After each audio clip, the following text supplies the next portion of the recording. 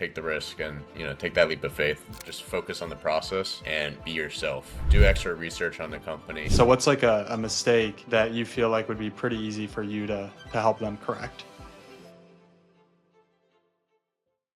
My man Daniel Lee was making $10 an hour working at LA Fitness, 12-hour workdays. 40 days later, we helped him land a fully remote 105K OTE tech sales role. Here's how we did it. Daniel Lee in the house. Daniel, bro, I did all the math on you landing your job. 40 days 40 days. from your first application, and you landed a 105K role, bro. What the heck? Yeah, it's insane. It's absolutely nuts. Uh, A lot of work went into it, right? And that's what we're going to break down. But yeah, man, so you were doing fitness sales, right? Before tech sales? Yeah, I was working at LA Fitness as a like sales team lead. Okay. Just selling coaching programs for a little bit. Okay. Yeah, so that's kind of Okay. Why was that not like, why weren't you satisfied, I guess, in that career? yeah. Well, I think most of my sales roles have been pretty capped out in the salary. So my first sales role had no commission, but it was still a sales role. This Hmm. one, the commission structure was like very difficult to maintain, and Hmm.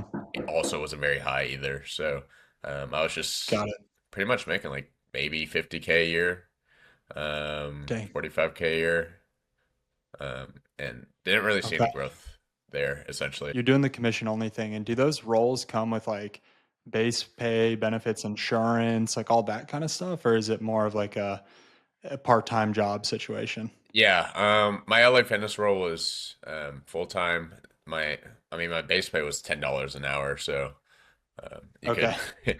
you could say it was basically commission only. And my work hours were really weird too. I was working 8 to 8 with a 2 3 hour break at like 1 o'clock.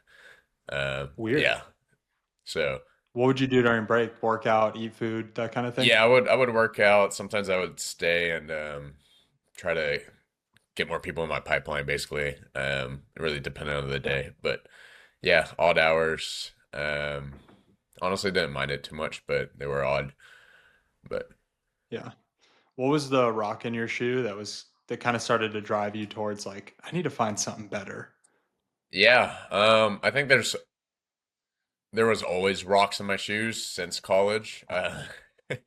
All my roles were just, they're they were all entry level roles, so I wouldn't expect the pay to be crazy high, but always capped out at like 50K since college.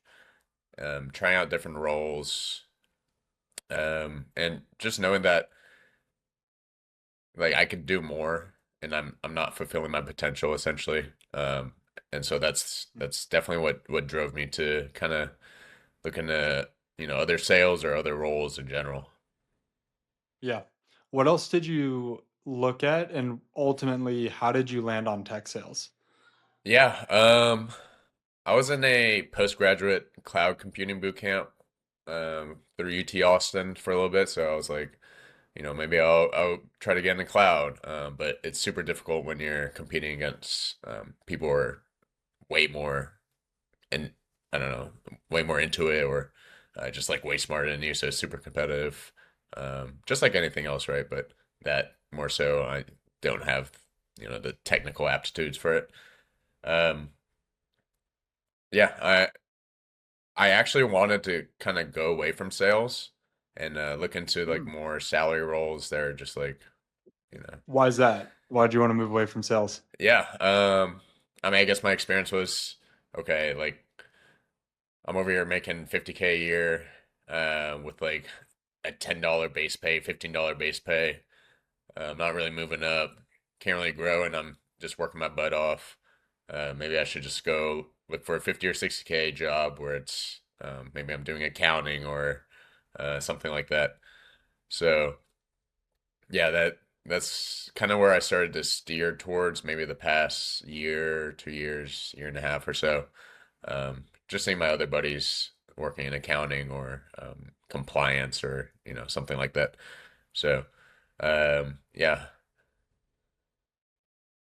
Gotcha. Okay. So maybe your experience with sales wasn't the most positive. Um, and so it just kind of seemed like, why do people do this job? Yeah, Right. exactly. Let me get Yeah, out. that's pretty much spot on. Okay. So how did you get to tech sales then? Was it solely through like, did you see me on Instagram somewhere, or did you already know about tech sales through some buddies, or how Yeah. did you even get into Yeah, it? one of my best friends works in tech sales out in Austin. Um he's a sales engineer though, so he's not a SDR account executive, but he is on the sales team. And I just remember him always being like, "Dude, my account executive or SDR just made 100K," and I'm like, well, "That's crazy," because all the sales jobs I've ever been, I was not anywhere near that. Yeah. Off of one deal too. And Wow. so it was just him saying those things over time because he just started that role maybe a little over a year ago. And he transitioned from like a very like technical consultant kind of role into the sales world. And Mhm. so just him kind of just tell me these stories about what's happening in this sales organization kind of got my interest going again. And so I basically just saw you on Instagram, to be honest. I was seeing you on Instagram for maybe a couple weeks, and I was like, maybe I should check him out, see what the deal is. So I kind of surfed through YouTube a little bit, and to be honest, like kind of what sold me was you really seemed like an honest guy, Mm. and it seemed like the people were very honest, and so that's kind of what made me make that jump. I was gonna say because I know how Instagram can be, man. There's a lot of weird people on Yeah. there. A lot of people are like scam and whatever. So how did you process that? Were you just willing to explore anyway, or was that like a big roadblock for you? Yeah. Yeah, in terms of Instagram ads, I'm always super skeptical. I see, as you said, like a lot of weird stuff. Um, but honestly, I just really saw and felt that you were pretty honest. You're from what I saw, a Christian man, godly man, and not only that, but also kind of seeing it through people's testimonials from your program as well. Mm. Just the conversation felt honest, didn't seem like um, that anyone was trying to like get one over you or anything like that. Because I've seen Yeah. other YouTube testimonials, and these people are just just honestly just weird, and it just doesn't feel right. But Yeah. um, from what I saw, it just felt genuine, and so that's kind of what definitely piqued my interest for sure.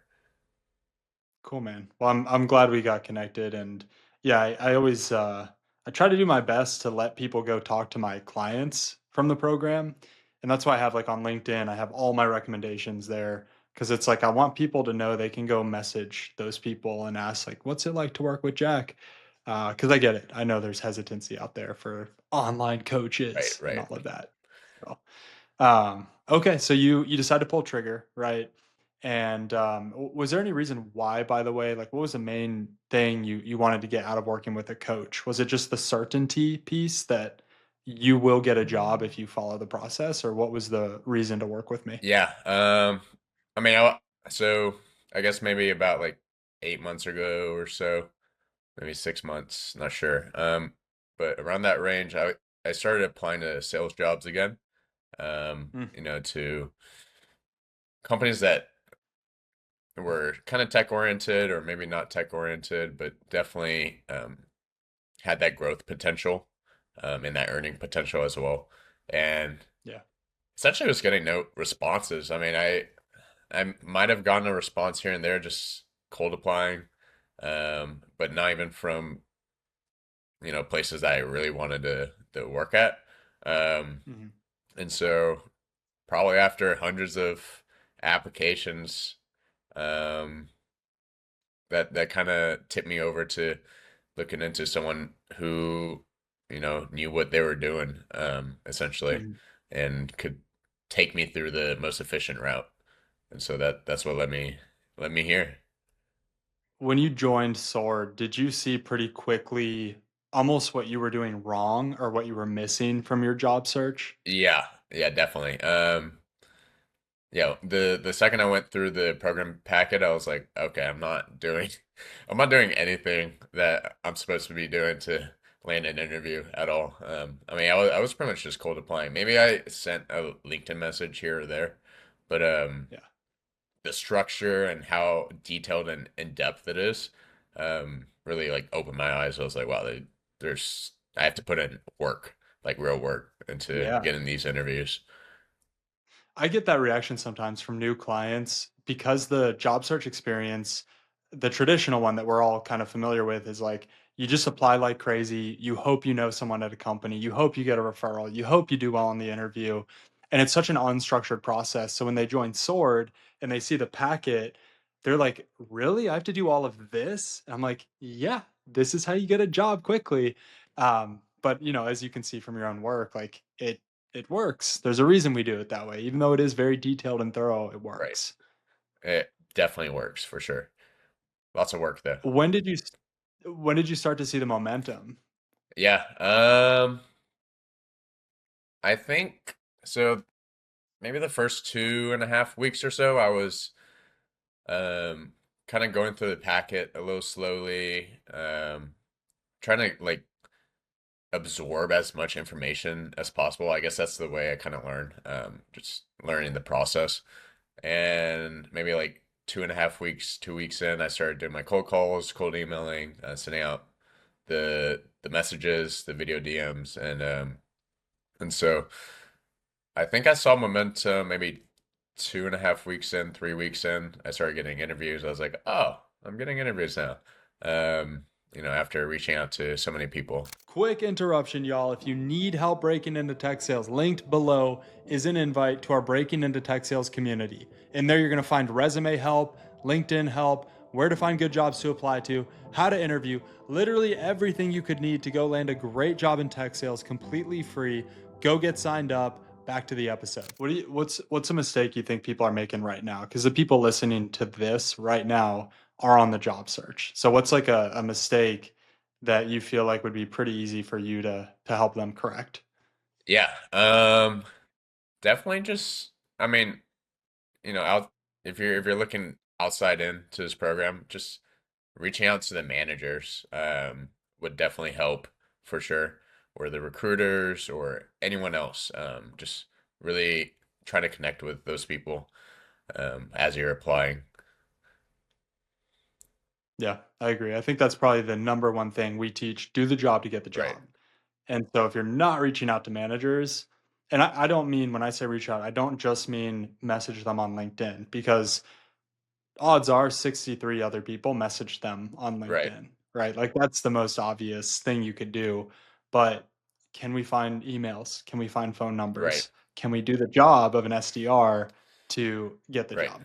Yeah, and How did you Yeah, go ahead, go ahead. yeah, definitely the cold calling was non-existent prior to joining, so that was something I learned.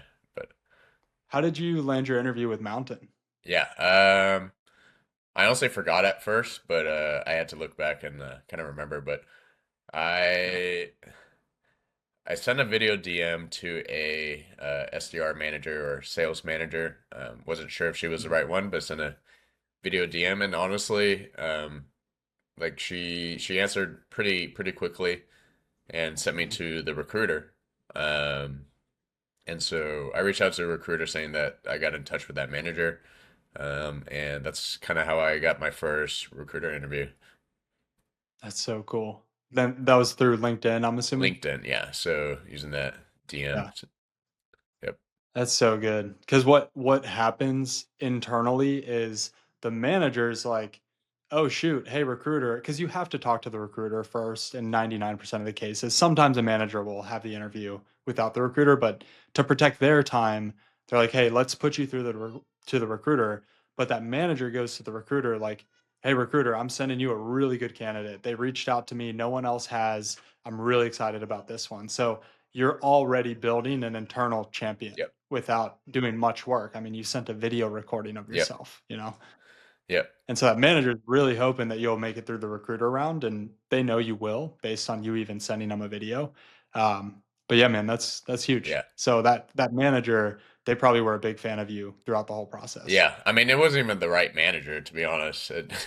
Yeah. Nice. Nice. I guess she's on I don't know, a different portion of the team. But Yeah. honestly, it was pretty smooth sailing from there, from my experience, because I got moved on to the second round immediately right after the first interview, and then Yeah. the same thing after the second interview. Um, and so, yeah, just really responding the correct way and just being honest and showing my personality through the interviews really helped me. Um, because I think so. I'd probably like like six other prior interviews to that, recruiter interviews or manager interviews. Pre-sword or after sword? Which one? Uh, no, during sword. Yeah, Okay. during Okay. sword. So I had other interviews prior, and so I think what really switched it for me, I for some reason decided to just really show my personality, be loose, and kind of show that confidence by just me being loose and flow with the conversation, showing my personality, building a little rapport as well. And I think Hmm. that was the difference maker for me during the interviews.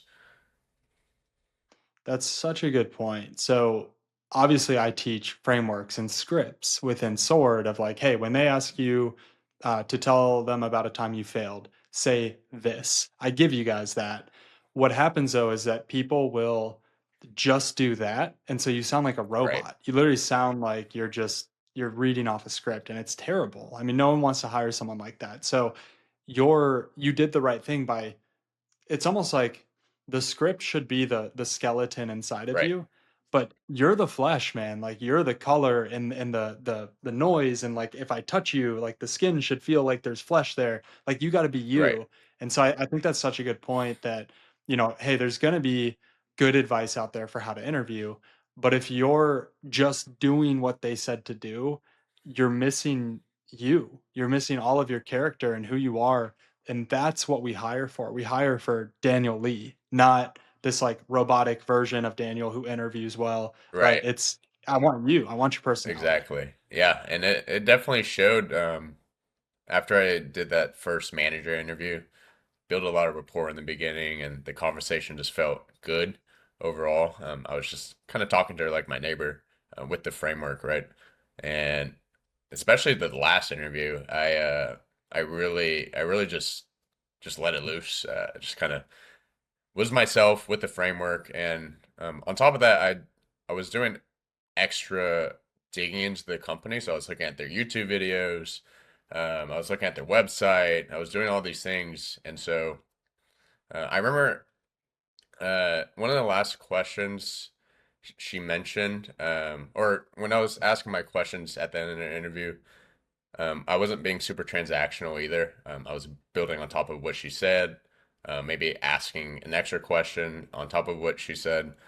And so that felt really good. And doing that extra due diligence on the company helped as well. I was mentioning things that maybe other interview people didn't weren't mentioning. I was mentioning like, oh, I saw that your CEO was saying that they want to hire the team to be 50% engineers and then 50% whatever, things like that, right? And Yeah. yeah, and closing at the end, um, I got it out of her. I was asking her if she think I'd be a good fit, and she was saying she just wanted someone that would come in and work really hard and show up day in and day out. And um, I really answered that question well. I was just mentioning how I worked 8 to 8 basically, and I would stay during my breaks. And so just really showing your work ethic too is super important. They just, I mean, I'm assuming they just want to know that someone's going to be there and be reliable. Yeah. Yeah. I think most people at the end of an interview, they kind of just follow the leader of the manager, and it's like, all right, well, I've had a great conversation. Any more questions for me? And the interviewee, like the candidate, will be like, oh no, I'm good. Thanks for meeting. I appreciate you. Bye. Mm, And it's like, hold on, whoa, whoa, whoa. You're in right, sales. You should probably sell yourself one last time before this call ends. And so it sounds like you were able to do that, right. Daniel. Yeah, I'm super glad because I also didn't do that in my other interviews. I just kind of let it be and let the manager lead, and it didn't work out so well. So, um, Yeah. yeah, really, really explaining myself well and kind of overcoming those objections or concerns that they might have in a very detailed Yeah. manner really Yeah. helped. Yeah, part of the sword process is, close the interview every single time. And so even my clients who have done, 15 interviews, I'm still reminding them like close the Right. interview because it's so important Super to close important. the interview. And I think that very last bit of me closing it really pushed her over Yeah, because I don't know, they called me 8 minutes later and gave me the offer. it's So great. but I really feel like when I closed well, it was just exactly what was needed for me to just get that job. Yeah. Yeah. I wonder if she was slacking her team throughout the interview because sometimes I've done that as a manager where I love someone and I'm like, I know within 5 to 10 minutes if I'm going to hire him or Right. not.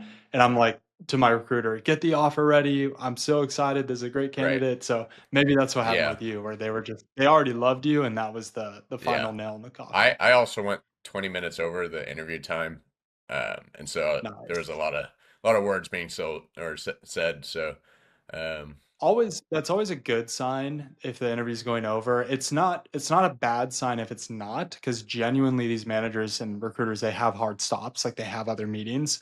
But if an interview ever does go over, usually a good right. sign. And I think it only went over because I did so much research on the company and I was genuinely interested. So everything was just kind of Nice. pouring out, right? So Nice, man. Very cool. What did it feel like when you got the offer? it was crazy. I was in Mexico for a wedding, and I had to sign like get out of my hotel in like 10 minutes. And so I'm packing everything and I get a random call from California and I get a lot of spam calls, but for some reason I didn't answer that one.